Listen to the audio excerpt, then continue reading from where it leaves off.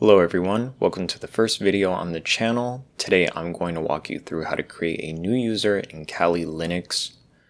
So we'll start with adduser. This is a standard way to create a new user on Debian-based systems like Kali. For this hypothetical, I'm going to be adding a user named Peter. After running the command, you'll be asked to set a password for this new account. Enter it twice. Next, it'll ask for optional information. This is really just metadata. You can press enter through each one of the prompts.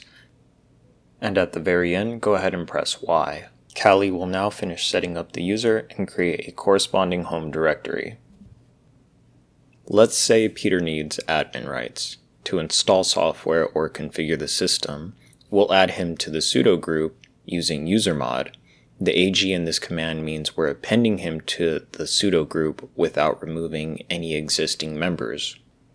Keep in mind, we trust hypothetical Peter with our life. Giving sudo access to anybody else should be taken with careful consideration. Anyone with sudo privilege can cause significant harm to a system. To confirm everything worked, we can check the system's user database using getent. This line here shows the new user entry along with their default shell and home path.